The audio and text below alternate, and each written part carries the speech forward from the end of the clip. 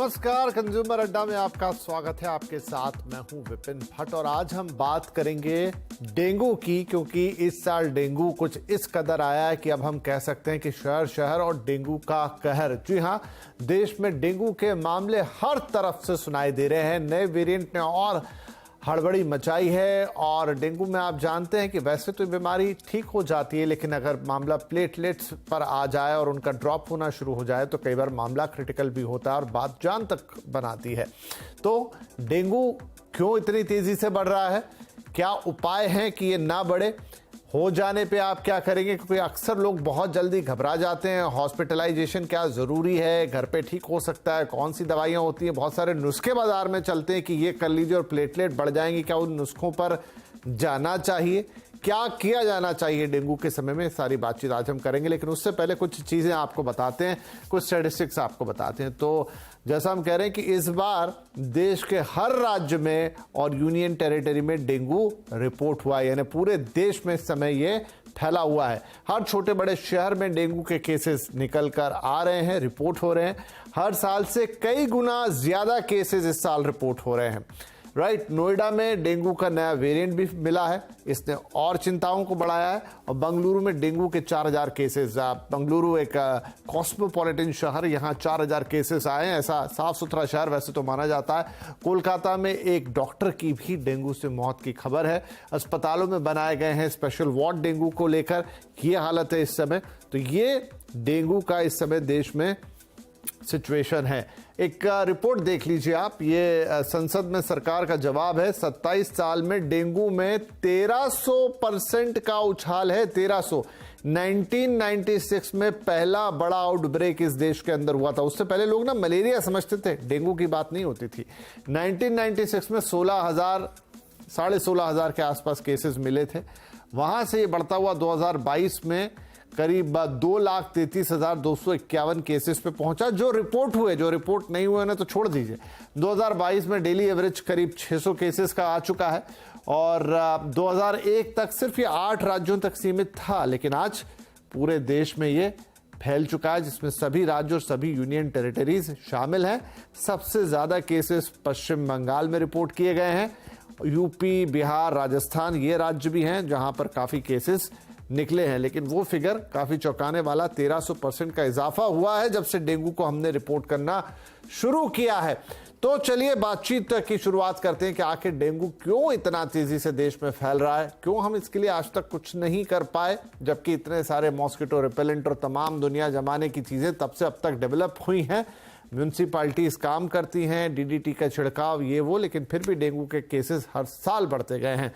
चलिए हमारे साथ आज कार्यक्रम में शामिल हो रहे हैं critical care physician doctor CS Gaur, public health analyst doctor Sameer Bhatia और SL रहेजा हॉस्पिटल के कंसल्टेंट और head critical care doctor Sanjeet Sasidharan. आप सभी का बहुत बहुत स्वागत है। डॉक्टर संजीत, मेरा पहला सवाल यही होगा, जो स्टैटिस्टिक्स मैंने अभी बताया, आखिर ऐसा क्या है कि 1996 से आज तक 1300% का इजाफा हो गया डेंगू के मामलों में भारत के अंदर, क्यों?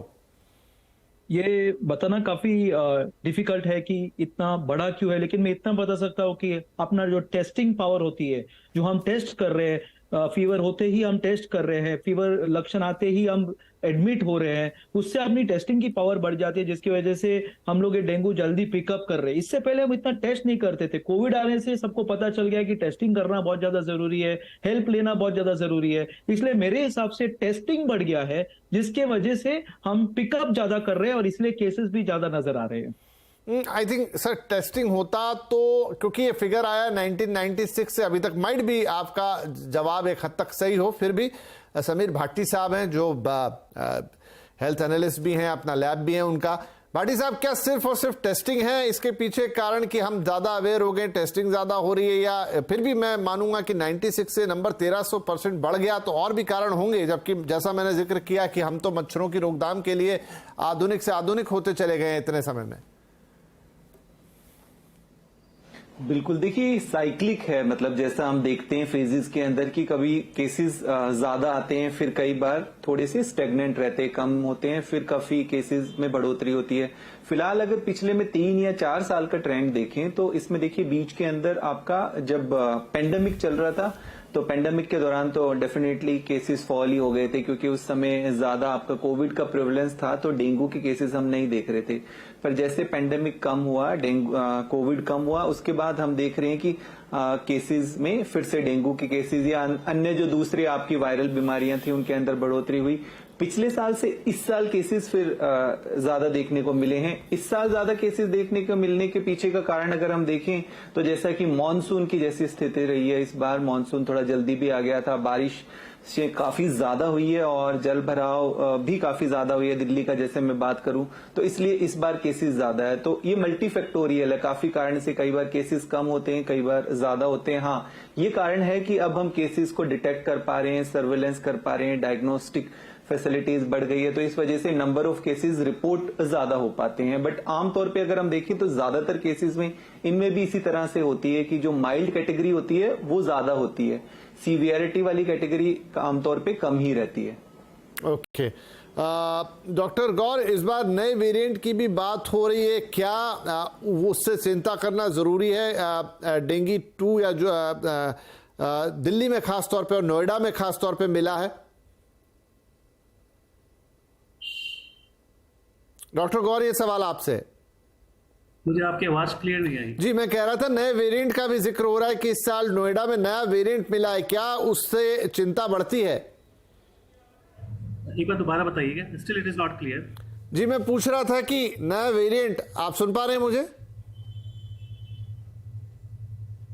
I can not here you. अच्छा, ठीक है, हम आप तक दोबारा पहुंचते हैं, मे बी कोई टेक्निकल रीजन होगा। तो डॉक्टर संजीत, आपके पास ही आते हैं। दिल्ली में नए वेरिएंट की बात हो रही है, क्या उससे हमें डरना चाहिए या इसमें भी नए नए वेरिएंट आना है कोई नई बात नहीं है, एक कॉमन सी चीज है? We are not able to hear you well. Can you just जी, मैं नए वेरिएंट का जिक्र कर रहा था सर, नया वेरिएंट जो कि नोएडा में मिला है। चलिए, ये शायद ऐसा ज्यादा होता नहीं है, लेकिन समीर साहब, क्या आप मेरा प्रश्न सुन पाए? जी जी, बिल्कुल बिल्कुल। देखिए, इसके अंदर जैसा हम बात कर रहे हैं कि सीरोटाइप्स हैं आपके डेंगू के अंदर, जो नॉन सीरोटाइप है वो 4 तरह के हैं, जिसको हम डैन 1, डैन 2, डैन 3 और डैन 4, 4 तरह के। तो अभी फिलहाल अगर हम इंडिया की बात करें तो भारत के अंदर डैन 2 और डैन 3, मतलब सब टाइप 2 और 3 ज्यादा प्रिवेलेंट है। जैसे जो नए वेरिएंट की बात कर रहे हैं, देखिए हाँ, इस बार प्रिवेलेंस ज्यादा डैन 2 का, मतलब D2 का, जिसको हम सब टाइप कहते हैं, सब वेरिएंट भी कह लीजिए आप, स्ट्रेन कह लीजिए, इसका प्रिवेलेंस ज्यादा है। अब इसमें एक्चुअल में होता क्या है कि डेंगू से जैसे आपको इन्फेक्शन हो गया, आपको डेंगू से संक्रमण हो गया, तो उस वाले पर्टिकुलर सब टाइप से, सीरोटाइप से आप लाइफ लॉन्ग इम्यून हो गए, उससे आपकी इम्यूनिटी बन गई। पर अगर आपको फिर किसी दूसरे सीरोटाइप से इन्फेक्शन हुआ है दोबारा से आपको, तो फिर आप दोबारा से आपको डेंगू हो सकता है। मतलब ओवरऑल अगर हम देखें तो एक इंसान को लाइफ लॉन्ग में 4 बार डेंगू हो सकता है।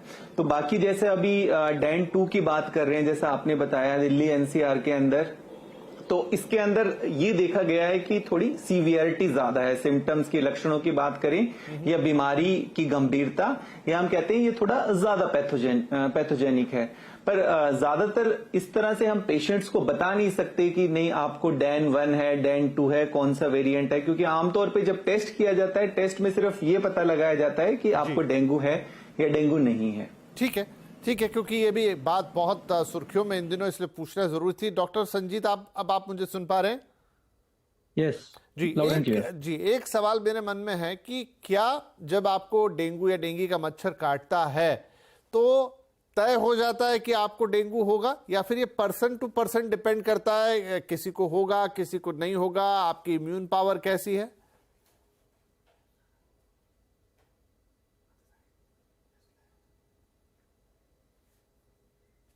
डॉक्टर संजीत, डॉक्टर गौर, क्या आप तक मेरी आवाज पहुंच रही है? यस यस यस, आपने पूछा है कि ये डिपेंड करता है कि किसकी इम्यूनिटी कितनी स्ट्रांग है और इंडिविजुअल वेरिएशन। हाँ, मतलब मेरा ये है सवाल कि क्या अगर आपको मच्छर काट खाया डेंगू वाला तो तय है कि आपको डेंगू होना है, या ये चांस की बात है? देखिए ये डिपेंड करता है कि आपका जो एक्सपोजर है वो कितना हुआ है, किस स्ट्रेन ने आपको काटा है, आप किस एनवायरनमेंट में रह रहे हैं, आपका एक्सपोजर उस मच्छर से कितनी देर के लिए हुआ है। क्योंकि इसका जो एक इंक्यूबेशन पीरियड होता है बेसिकली 2 दिन से लेकर 14 दिन तक, आपको जब मच्छर काटता है उसके बाद सिम्टम आने में इतना टाइम लगता है, और जो पीक सिम्टम है आपके वो आना चालू होते हैं 4 से 5 दिन में। तो यदि आपकी इम्यूनिटी स्ट्रांग है, मच्छर बहुत छोटा सा एक्सपोजर हुआ है, तो हो सकता है आपको डेंगू ना हो। बट ओल्ड एज है, आप ऑलरेडी इम्यूनो कॉम्प्रोमाइज हैं, आप डायबिटिक हैं, या कोई किडनी फंक्शन डिरेंज है आपके, ऑलरेडी प्लेटेड कॉम्प्रोमाइज हैं, तो चांसेस हैं कि आपको डेंगू का जो लक्षण है वो जल्दी आएगा और सीवियरिटी आपके लिए नॉर्मल मरीज से ज्यादा होगी। ओके, चलिए अब अगला सवाल डॉक्टर संजीत ये होता है कि आपको डेंगू हो भी गया तो जिसे हम सीवियर कहते हैं कि भाई आप वहां तक पहुंच गए कि आपको प्लेटलेट्स चढ़ाने की जरूरत पड़ जाए, आपके प्लेटलेट्स इतने डाउन हो जाए जहां पर एक अलार्म बज जाए, ये स्थिति क्या सबके साथ आती है या ये केस टू केस अगेन निर्भर करता है? आमतौर पर मजबूत प्रतिरक्षा प्रणाली वाले व्यक्ति डेंगू बुखार से 1 हफ्ता से 10 दिन के अंदर अंदर एकदम स्वस्थ हो जाता है। हालांकि कमजोर प्रतिरक्षा प्राणी वाले लोग जो रहते हैं उनको डेंगू ओनली 1% लोगों में ये एकदम सीवियर होता है। और जब हम 1% बोलते हैं, इसको खाली हम लोग प्लेटलेट के तौर पे नहीं नापते हैं, हम लोग उसको डेंगू हेमरेजिक शॉक और डेंगू शॉक सिंड्रोम बोलते हैं। डेंगू हेमरेजिक शॉक का मतलब ये है कि खून नाक से बहना, खून मुंह से आना, रैशेस बहुत जल्दी होके ब्लीडिंग यहाँ वहां से होना। और शॉक सिंड्रोम में जब भी बोलते हैं तो मल्टी ऑर्गन फेलियर में जाते हैं, दैट इज लिवर खराब हो जाता है, किडनी खराब हो जाता है और ब्लड प्रेशर बहुत ज्यादा कम हो जाता है। इसको हम कभी कभी मैक्रोफेज एक्टिवेशन सिंड्रोम या एचएलएच भी बोलते हैं, जो बहुत ही खतरनाक होता है। ये खाली 1% केसेस में होता है और ये तय नहीं है कि कौन से पेशेंट को होता है ये हम अभी बता नहीं सकते हैं। इसीलिए उनको बहुत ही नजदीकी से बारीकी से उनको फॉलो अप करना पड़ता है ऐसे पेशेंट्स को। डॉक्टर गौर, एक ये भी बात है कि डेंगू हो जाता है तो लोग आजकल थोड़ा घबरा जाते हैं और उसका मेन रीजन यही है कि वो प्लेटलेट काउंट्स का गिरना, और वो किसी के संभाले, मतलब वो किसी के लिए ऐसे नॉर्मली एकदम उसके बस की बात नहीं है कि वो संभाल पाए। तो क्या अगर आपको डेंगू हुआ है तो हॉस्पिटलाइजेशन ही एकमात्र तरीका है, आपको हॉस्पिटलाइज हो जाना चाहिए, या फिर अगेन आप मतलब कब वो डिसीजन लेंगे, क्योंकि किसी को नहीं पता कि वो प्लेटलेट वाली नौबत कब आ जाएगी? ये समझने के लिए बिल्कुल सबसे सिंपल तरीका है कि यदि आपका बुखार 4-5 दिन से ज्यादा है, आपको 103-104 डिग्री के आसपास बुखार बना हुआ है, आपको सीवियर बॉडी पेन है, आपको लग रहा है कि आपको सांस लेने में थोड़ी तकलीफ हो रही है, आपका पेट का दर्द बढ़ता जा रहा है, आपको थोड़ा थोड़ा जॉन्डिस होने लगा है, और आपके इन्वेस्टिगेशन में आपका जो प्लेटलेट काउंट है वो तेजी से कम हो रहा है, यानी 50,000, 40,000, 30,000 या 20,000, 30,000 रुपए भी आपको ब्लीडिंग चालू हो गई है, तो ये वो टाइम है जब आपको तुरंत हॉस्पिटल की तरफ रश करना पड़ेगा और अपने प्लेटलेट ट्रांसफ्यूजन के लिए रेडी करना पड़ेगा। तो मतलब हम ये तो सलाह ना देना लोगों को कि अगर आपको डेंगू पॉजिटिव आया है तो आप तुरंत हॉस्पिटलाइज हो जाइए, क्योंकि लोगों को लगता है कि कुछ हाथ से ना निकल जाए, तुरंत हॉस्पिटल चले जाओ। नहीं, बिल्कुल नहीं, बिल्कुल नहीं। आप घर पर ही 99% जो मरीज हैं डेंगू के वो घर पर ही ठीक हो जाते हैं। ठीक, 7 दिन के अंदर मैक्सिमम मरीज आपको ठीक मिलेंगे। आपको कुछ चीजों का ध्यान रखना है, हम धीरे धीरे आपको उस बारे में डिस्कस करते रहेंगे। ठीक है, ठीक है। डॉक्टर भाटी ये बताएं कि जैसे आप क्या लक्षण होंगे, क्योंकि इसके भी लक्षण ऑलमोस्ट जो जनरल वायरल फीवर होता है वैसे ही होते हैं, तो कब आपको टेस्ट के लिए डिसीजन लेना है, डॉक्टर से पूछे बिना कराना है कि नहीं कराना है, कोई राइट टाइम या क्या, कैसे टेस्ट से आपको डिटेक्शन होगा कि भाई हाँ मुझे करा लेना चाहिए, और फिर डेंगू आता है तो आगे डॉक्टर फिर आपका कंसल्ट करेंगे? बिल्कुल बिल्कुल, देखिए डेंगू के लिए तो बहुत अर्ली डायग्नोस हो सकता है, क्योंकि इसके लिए गवर्नमेंट में सरकारी अस्पतालों में भी बहुत ही एक साधारण सी जांच उपलब्ध है। और जैसा हम देखते हैं कि जिस समय डेंगू ज्यादा चल रहा है, डेंगू प्रिवेलेंस है, तो बेटर है एक बार आप डेंगू को रूल आउट कर लो, जैसा हम कोविड में भी कहते थे।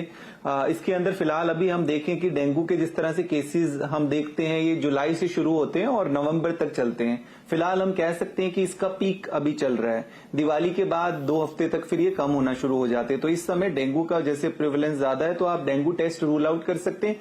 इसमें एक चीज बस ध्यान रखने वाली बात है कि डेंगू के लिए आमतौर पर एक सिंपल सी जांच होती है जिसको हम NS1 एंटीजन टेस्ट कहते हैं, जो आप डे 1 पे भी करा सकते हैं, आपको जैसे पहले ही दिन में, क्योंकि डेंगू के भी ऐसा फेज है ना, फेब्राइल फेज है आपका, जो 2 से 4 दिन आपको बुखार रहता है, हाई ग्रेड फीवर। उसके बाद वाला फेज थोड़ा सा आगे कई पेशेंट्स के अंदर वो वाला फेज थोड़ा क्रिटिकल हो जाता है, तो आप पहले दिन के फीवर के अंदर ही ये जांच करा सकते हैं एलाइजा मेथड से, जिसको कहते हैं। ज्यादातर लोगों में क्या होता है कि अक्सर 3-4 दिन फीवर होता है उनको, उसके बाद फिर वो जांच कराने के लिए आते हैं। अगर उस टाइम आप NS1 एंटीजन टेस्ट कराओगे तो वो आपका नेगेटिव आएगा, क्योंकि उस टाइम फिर एंटीबॉडी बनना शुरू हो जाता है। उसको फिर देखने के लिए दूसरा एक डेंगू आपका एंटीबॉडी टेस्ट होता है, वो किया जाता है। तो टेस्ट आपको जब भी कराना है, एक बार आप डॉक्टर से जरूर संपर्क कर लें कि आपके लिए राइट टाइम कौन सा है, राइट टेस्ट कौन सा है। बट हाँ, डे 1 के फीवर से ही आप डेंगू का जांच करा सकते हैं। ठीक है, चलिए, तो ये डेंगू के बारे में बहुत सारी बातें हो गई, जो बहुत सारे सवाल अचानक से डेंगू का नाम सुनते ही मन में आते हैं लोगों के और घबराहट शुरू हो जाती है। एक छोटा ब्रेक लेते हैं यहाँ पर, लेकिन उसके बाद कैसे इसकी रोकथाम की जा सकती है, अगर आपको डेंगू पॉजिटिव हो ही गया है तो किन बातों का आपको ध्यान रखना है, क्या जो तौर तरीके बताए जाते हैं कि ये खा लीजिए, वो पी लीजिए, इस पत्ते का रस पी लीजिए, इससे आपके प्लेटलेट बढ़ जाएंगे, वो चीज़ें कारगर होती हैं या नहीं होती है। और साथ में बात वैक्सीन की। देखिए, कोरोना की वैक्सीन हमने इतनी जल्दी बना ली, लेकिन 1996 से आज का दिन हम डेंगू की क्या कोई वैक्सीन तैयार कर पाए हैं, क्या ऐसी कोई वैक्सीन आती है, वो भी हमारे एक्सपर्ट से पूछेंगे छोटे से ब्रेक के बाद। डेंगू का कहर बात हो रही है आज, क्योंकि इस समय पूरे देश से डेंगू के मामले रिपोर्ट हो रहे हैं और नए वेरिएंट की भी बात हो रही है। डेंगू होता है तो वैसे ही लोगों में काफ़ी घबराहट हो जाती है, क्योंकि इसमें जो प्लेटलेट गिरने वाली एक चीज़ जुड़ी हुई है, वो लोगों को काफ़ी डर पैदा कर देती है। तो हम लगातार बात कर रहे हैं, हमारे सभी मेहमान हमारे साथ हैं। डॉक्टर गौर, मान लीजिए आपका डेंगू रिपोर्ट पॉजिटिव आ जाता है और आपने कहा कि तुरंत हॉस्पिटलाइजेशन की ज़रूरत नहीं है, किन बातों का ख्याल रखना है? और एक और सवाल मेरा साथ में मैं जोड़ देता हूँ कि जो मैं कह रहा था कि बहुत सारे लोग सलाह देते हैं कि ये पपीते के पत्ते पीजिए और ये कीजिए, वो कीजिए, इससे प्लेटलेट बढ़ जाए, क्या ये सब चीज़ें काम करती हैं? देखिए, डेंगू होने के बाद आपको ठीक होने का और सही रहने का एक ही मूल मंत्र है, हाइड्रेशन, हाइड्रेशन एंड हाइड्रेशन। यदि आपको डेंगू डायग्नोस हो गया है तो पहली और सबसे इंपॉर्टेंट चीज़, आपको पानी पीते रहना है, अपने आप को हाइड्रेट करके रखना है। आपकी बॉडी में फ्लूइड की कमी नहीं होनी चाहिए। यदि आप एडिक्वेटली हाइड्रेटेड हैं तो आप मान के चलिए कि आप डेंगू के कहर से बहुत हद तक बच जाएंगे। दूसरी चीज़, आपको रेस्ट करना है, ज़्यादा एक्सर्शन नहीं लेना है। तीसरी चीज, बुखार को ट्रीट करने के लिए सिर्फ पैरासिटामोल लेनी है, कोई दूसरे एनाल्जेसिक नहीं, क्योंकि दूसरे एनाल्जेसिक हो सकती है कि आपकी प्लेटलेट काउंट को और कम कर दे। तो हाइड्रेशन, रेस्ट और तेज बुखार में पैरासिटामोल, इन 3 चीजों को यदि आप रेगुलर फॉलो करेंगे तो डेंगू से आप काफी हद तक बच पाएंगे और जल्दी ठीक होने की तरफ बढ़ते जाएंगे। दूसरी बात जो आप पूछ रहे हैं, पपीता और ये इस तरह की जो डिस्कवरीज हैं, ये कुछ लोगों ने ट्राई किया है और हो सकता है उनको इसके रिजल्ट मिले, but being allopathy physician I can not recommend this.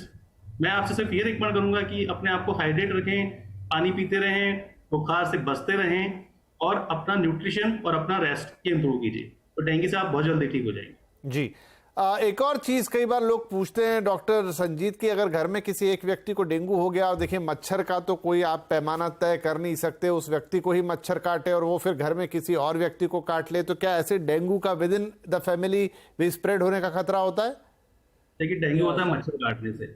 यदि फैलता है जब किसी संक्रमित आदमी को, जिसको इन्फेक्टेड है डेंगू, वहां से अगर मच्छर ने काट के आपको फिर काट लिया तो ही वो फैल सकता है। But this is very rare actually. वो जैसे हम कोविड में बोलते हैं कि सामने खड़ा रहने से इधर होना, वहां होता नहीं है एक्चुअली। इतना हम लोगों ने देखा नहीं है कि एक ही फैमिली में 10 जन साथ में हुए हैं। ये होना चांसेस कम है, क्योंकि सब लोग द मोमेंट किसी को डेंगू अगर होता है तो सब तभी जाके स्वच्छ परिवेश करने की कोशिश कर लेते हैं और मच्छर मारने की कोशिश कर लेते हैं। तो yes, but it is the transmission is like that. Transmission वैसे होती है कि एक मच्छर अगर काट लिया कोई डेंगू फीवर पर्सन को, दूसरे को अगर काट लिया वही सेम मच्छर ने, तो फिर एक 7 to 10 डेज के अंदर अंदर दूसरे को डेंगू हो सकता है। ठीक है, एट लास्ट डॉक्टर भाटी, जो वैक्सीन की हम बात कर रहे थे कि वैक्सीन हमने कोरोना के लिए तो 1 साल में बना ली, लेकिन आज डेंगू इतने सालों से प्रिवेलेंट है, क्या कोई वैक्सीन अवेलेबल है या काम चल रहा है, क्या स्टेटस है?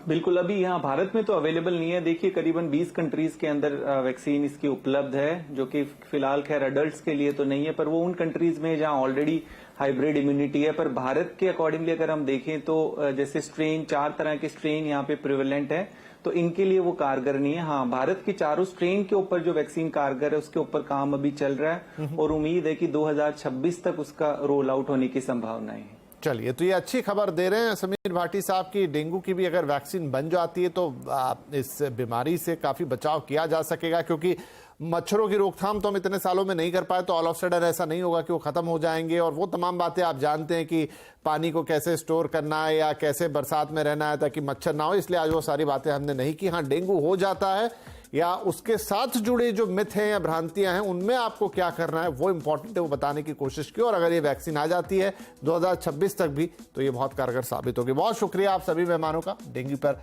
इतने विस्तार से हमसे बातचीत करने के लिए। मुझे लगता है सभी हमारे दर्शकों के लिए बातचीत फायदेमंद होगी। नमस्कार।